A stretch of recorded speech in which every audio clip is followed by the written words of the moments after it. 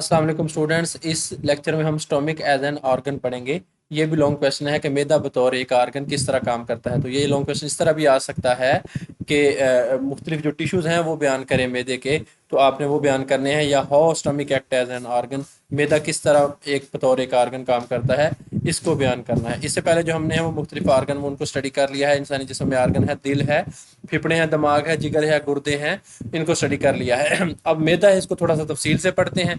आपको पता है कि ऑर्गन किस चीज़ का मिलकर बनता है। तो जो मुख्तलिफ किस्म के टिश्यू हैं जब वो मिलते हैं तो वो क्या बनाते हैं, ऑर्गन बनाते हैं। तो ऑर्गन किस चीज़ का मिलकर बनता है, टिश्यूज़ का। तो stomach is an important organ of the digestive system. तो जो मैदा है ये डाइजेस्टिव सिस्टम का अहम ऑर्गन है, यानी कि हाजमे के निज़ाम का। इट इज़ रिस्पॉन्सिबल फॉर, अब ये शॉर्ट क्वेश्चन है कि स्टमक क्या है, ये क्या काम करता है। तो स्टमक क्या है, डाइजेस्टिव सिस्टम का एक ऑर्गन है। इट इज़ रिस्पॉन्सिबल, यानी कि इसकी ड्यूटी क्या है, for the partial digestion of proteins. तो ये प्रोटीन की क्या करता है, जुजवी डाइजेशन का जिम्मेदार है। जो मुकम्मल डाइजेशन है प्रोटीन की वो होनी है स्मॉल इंटेस्टाइन में, इनके छोटी आंत में। तो यहाँ पे क्या होगी, थोड़ी सी डाइजेशन होगी, जुजवी डाइजेशन होगी। ठीक है, वो आगे पढ़ते हैं कि प्रोटीन को किस तरह डाइजेस्ट किया जाता है। इसके अलावा इसका क्या काम है, इट आल्सो स्टोर फूड, ये खुराक को भी स्टोर करता है। It is composed of the following tissue, तो ये डाइजेशन से पहले जो है वो खुराक को जखीरा भी करता है। तो इसके अब हमने टिश्यू पढ़ने हैं। तो टिश्यू मिलकर ऑर्गन बनाते हैं। तो कौन से टिश्यू हैं, सबसे पहले है एपिथेलियल टिश्यूज। एपिथेलियल टिश्यू मैदे के पढ़ने हैं। The inner wall is made up of epithelial tissue. तो जो मैदे की अंदरूनी दीवार है वो एपिथेलियल टिश्यू पर मुश्तमिल है। यहाँ पे आप देखें तो ये मैदे की अंदरूनी दीवार का जो क्रॉस सेक्शन है ये दिखाया गया है, इसको यहाँ पे वाज़ह करके दिखाया गया है। तो ये बच्चे क्या हैं, एपिथेलियल टिश्यू हैं ये वाले। ठीक है, तो ये दिखाए गए हैं। ये क्या काम करते हैं, इट, अच्छा इनका हमने काम पढ़ना है कि एपिथेलियल टिश्यू क्या काम करते हैं। It is glandular in nature and secretes mucus. Glandular in nature का मतलब है कि ये ग्लैंड की तरह काम करेगा, जिस तरह गदूद काम करते हैं। ठीक है, तो मतलब कि ये कोई ना कोई चीज़ को खारिज करेगा, कोई हार्मोन हो सकता है। तो क्या खारिज करता है, सेक्रीट्स मतलब खारिज करता है म्यूकस, तो म्यूकस खारिज करता है। तो ये क्या है, ग्लैंडुलर, यानी कि गदूदी, यानी कि ग्लैंडुलर खसूसियात रखता है। और किस चीज़ को खारिज करता है, म्यूकस को खारिज करता है। अब ये जो म्यूकस है वो कौन खारिज करता है, एपिथेलियल टिश्यू। ठीक है, तो इस म्यूकस का क्या काम है, इस म्यूकस का बड़ा इंपॉर्टेंट रोल है। ये शॉर्ट क्वेश्चन के तौर पर पूछा जाता है कि म्यूकस क्या करता है। तो mucus lines the inner wall and protects it from acid. तो जो म्यूकस है वो मैदे की क्या है, जो अंदरूनी दीवार है उस पर तय बनाकर उसे मैदे के तेजाब से महफूज रखता है। देखें, मैदे में होता है एसीएल जो कि खुराक की खुराक को डाइजेस्ट करता है। तो ये एक स्ट्रॉन्ग एसिड है, उससे मैदे की दीवारों को नुकसान पहुंच सकता है। तो उस मैदे की दीवारों को नुकसान से बचाने के लिए जो एपिथेलियल टिश्यू हैं उसके जो ग्लैंडुलर पार्ट है वो क्या करता है, म्यूकस को खारिज करता है। तो ये म्यूकस मैदे की अंदरूनी दीवार पर तय बनाकर जो है मैदे की अंदरूनी दीवार को उस तेजाब से जो कि मैदा खारिज करता है, मैदे में मौजूद होता है, उस तेजाब से महफूज रखता है। तो ये काम कौन करता है महफूज रखने का, म्यूकस। और म्यूकस को कौन खारिज करता है, म्यूकस को एपिथेलियल टिश्यू। ठीक है, दिस टिश्यू, अच्छा इस टिश्यू का दूसरा function, this tissue also secretes gastric juice. तो इसके अलावा क्या हमने कहा कि ये क्या है, ग्लैंडुलर। तो ये कुछ ना कुछ चीज सेक्रेट करेगा। तो पहली चीज सेक्रेट की म्यूकस, जो कि एचसीएल से बचाएगा मैदे को। दूसरी चीज सेक्रेट की गैस्ट्रिक जूस। तो गैस्ट्रिक जूस में क्या होता है, that contains enzyme pepsinogen for protein digestion and hydrochloric acid for activating pepsinogen to pepsin enzyme. इस चीज को जरा आप तवज्जो से समझें कि गैस्ट्रिक जूस खारिज करता है एपिथेलियल टिश्यू। तो अब यहाँ पे सवाल पूछा जाता है कि गैस्ट्रिक जूस की क्या कंपोजिशन है। तो गैस्ट्रिक जूस में क्या होता है, पेप्सिनोजिन होता है, एंजाइम होता है जो कि क्या काम करता है, प्रोटीन की डाइजेशन करता है। और उसके अलावा जो दूसरी चीज इसमें होती है वो हाइड्रोक्लोरिक एसिड होता है। इसके अलावा वाटर भी होता है। ठीक है, आपके सिलेबस में जो चीजें हैं आप वही याद रखें। तो गैस्ट्रिक जूस की कंपोजिशन क्या है, तरकीब क्या है, कि इसमें क्या होता है, जो ये टिश्यू गैस्ट्रिक जूस कार्य करता है तो जिसमें प्रोटीन को हजम करने के लिए एंजाइम होते हैं जिसे हम पेप्सिनोजिन बोलते हैं, और हाइड्रोक्लोरिक एसिड होता है। अब एक चीज जो आपने वो नोट करनी है कि जो पेप्सिनोजिन है ये इनएक्टिव फॉर्म है, यानी कि ये एक्टिव फ़ाल किस्म नहीं है एंजाइम की। इसको फ़ाल करने के लिए जो ग्लैंडुलर टिश्यू है ये वाला एपिथेलियल, ये हाइड्रोक्लोरिक एसिड को भी खारिज करता है। तो जो हाइड्रोक्लोरिक एसिड है वो पेप्सिनोजिन को फाल करके पेप्सिन एंजाइम में तब्दील करता है। अब देखें जो पेप्सिनोजिन है वो एंजाइम की इनएक्टिव फॉर्म है, तो उसको एक्टिव कौन बनाता है? Hydrochloric acid. तो फिर वो क्या बन जाता है? पेप्सिन। तो आपसे कोई पूछे कि एक्टिव फॉर्म एंजाइम की इनमें से कौन सी है, तो पेप्सिनोजिन को नहीं बोलना, क्या है? पेप्सिन है जो कि एक्टिव फॉर्म है। और इसको कौन बनाता है? एक्टिव बनाता है हाइड्रोक्लोरिक एसिड बनाता है। तो ये थी एपिथेलियल टिश्यू जो कि क्या खारिज करते हैं, जो कि ग्लैंडुलर इन नेचर हैं। और ये क्या करते खारिज करते हैं? एक तो म्यूकस खारिज करते हैं जो कि HCl के असर से मैदे की दीवारों को बचाता है, और दूसरी चीज़ क्या खारिज करते हैं? गैस्ट्रिक जूस खारिज करते हैं जिसमें प्रोटीन होती है। प्रोटीन को हजम करने के लिए एंजाइम पेप्सिनोजिन होता है, और HCl को खारिज करता है जो कि पेप्सिनोजिन को एक्टिव फॉर्म यानी कि पेप्सिन में कन्वर्ट करता है।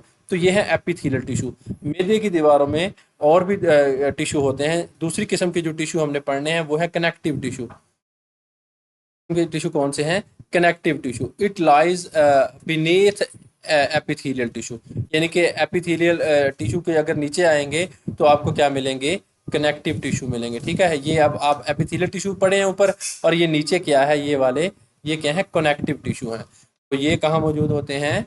ये एपिथेलियल टिश्यू के नीचे मौजूद होते हैं। ये काम क्या करते हैं? ये साख्ती सहारा फराहम करते हैं, यानी कि स्ट्रक्चर सपोर्ट फराहम करते हैं। नीचे मौजूद है तो ठीक है, तो क्या प्रोवाइड करेंगे यहाँ पे? तो ये यहाँ से इसको, यानी कि बुनियाद है, ये इनको साख्ती सहारा फराहम करेंगे। उसके अलावा ये काम क्या करेंगे? क्या काम करेंगे? इनके अंदर खून की नालियाँ भी होती हैं जिन्हें हम ब्लड वेसल्स बोलते हैं। नर्व्स भी होती हैं, ठीक है।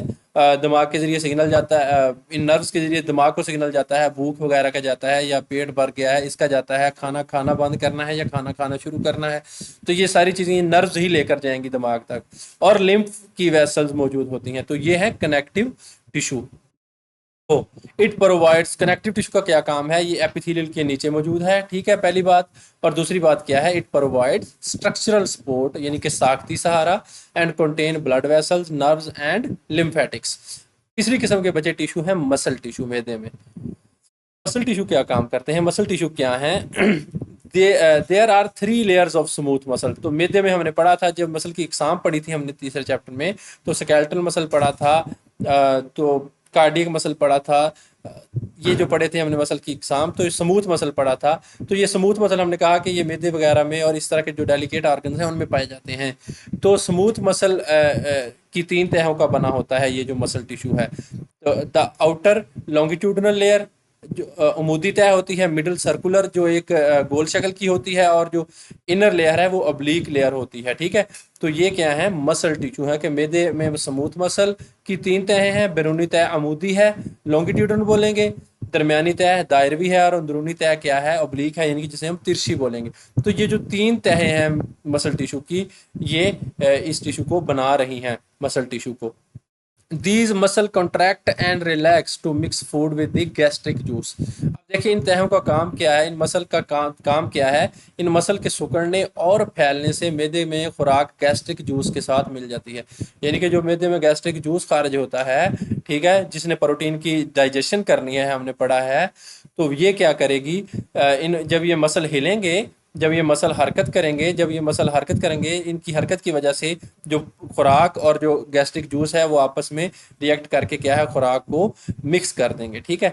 उसके बाद जो चौथी किस्म के टिश्यू है मैदे में जो उसको आर्गन बना रहे हैं, वो हैं आउटर कनेक्टिव टिश्यू। हमने ये कनेक्टिव टिश्यू पढ़े हैं जो कि एपिथेलियल टिश्यू के नीचे थे, लेकिन ये वाले जो टिश्यू हैं ये क्या हैं? ये आउटर कनेक्टिव टिश्यू हैं, यानी कि सबसे बाहर की तरफ। यहाँ पे आप इनको देख सकते हैं, तो यहाँ से इनको यहाँ वाज़ेह दिखाया गया है, ये आउटर कनेक्टिव टिश्यू, ठीक है।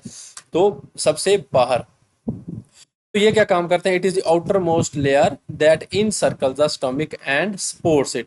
तो ये मैदे की जो है ये सबसे बड़ी बाहर वाली क्या है? बैरूनी क्या है? तह है जो कि इसको धांपती है, इनसर्कल करती है और इसको सपोर्ट करती है। तो ये सपोर्टिव टिश्यू है, यानी कि कनेक्टिव टिश्यू इनके ये सबसे बाहर पाए जाते हैं। तो बैरूनी टिश्यू क्या है? Connective tissue. ये मैदे की सबसे बैरूनी तह में मौजूद होते हैं, जो कि मैदे को सहारा फराहम करते हैं। तो ये थे बच्चे मैदा बतौर आर्गन कि इसको कौन कौन से टिश्यू मिलकर बनाते हैं। एपिथेलियल टिश्यू है, ठीक है, ये ग्लैंडुलर इन नेचर है, म्यूकस खारिज करते हैं, जो कि एचसीएल को क्या है, एचसीएल के असर से मैदे की दीवारों को बचाता है, और गैस्ट्रिक जूस खारिज करते हैं, जिसमें क्या होती हैं, पेप्सिनोजिन होता है जो कि प्रोटीन को डाइजेस्ट करता है, और हाइड्रोक्लोरिक एसिड होता है जो इसी पेप्सिनोजिन को एक्टिव करता है, यानी कि पेप्सिन में कन्वर्ट करता है। और दूसरी किस्म के हमने टिश्यू पढ़े, वो पढ़े हमने कनेक्टिव टिश्यू, ठीक है, ये एपिथेलियल टिश्यू के नीचे मौजूद होते हैं और ये स्ट्रक्चरल सपोर्ट फराहम करते हैं। इनमें खून की नालियां भी होती हैं जो कि मैदे में जाती हैं, नर्व्स भी होती हैं जो दिमाग तक सिग्नल पहुंचाती हैं, और लिम्फ की वेसल्स भी मौजूद होती हैं। तीसरी किस्म पड़ी मसल टिश्यू की, कि इनकी हरकत से जो खुराक है वो गैस्ट्रिक जूस के साथ मिल जाती है। चौथी किस्म पड़ी आउटर कनेक्टिव टिश्यू की, जो कि सबसे बैरूनी तह में मौजूद होते हैं बाहर की तरफ, और ये क्या प्रोवाइड करते हैं, सपोर्ट प्रोवाइड करते हैं और मैदे को डांपते हैं। तो ये चार टिश्यू मिलकर क्या बना रहे हैं, एक ऑर्गन मैदा, ठीक है। इनकी वजह से जो है वो मैदे की फंक्शनिंग वजूद में आती है। ये था हमारा लेक्चर आज का, जिसमें हमने स्टोमिक को बतौर आर्गन पढ़ा। इसके बाद हम पढ़ेंगे ऑर्गन सिस्टम, अगले लेक्चर में पढ़ेंगे organ system in human body. तो अगर आपने चैनल को सब्सक्राइब नहीं किया तो बच्चे चैनल को सब्सक्राइब करें और वीडियो को भी लाइक करें और दोस्तों के साथ भी शेयर करें। और केमिस्ट्री के जो भी लेक्चर हैं वो भी मैं अपलोड कर रहा हूँ 9th क्लास के, तो वो भी आप देख सकते हैं। इसके अलावा आप वीडियोस के नीचे देखा करें, इनके नीचे जो इंपॉर्टेंट बोर्ड के लिहाज से पॉइंट ऑफ व्यू से इंपॉर्टेंट क्वेश्चंस होते हैं, मैं उनका क्विज बनाकर वीडियो के डिस्क्रिप्शन के नीचे ही कर देता हूँ। आप सी मोर पे क्लिक करेंगे यहाँ पे नीचे, तो आपको नज़र आ जाएगा, तो आप वहाँ से क्विज अटैम्प्ट करके अपना नॉलेज भी है वो उसी टॉपिक के रिलेटेड चेक कर सकते हैं। बहुत शुक्रिया, अल्लाह हाफिज़, अगले लेक्चर में मिलते हैं।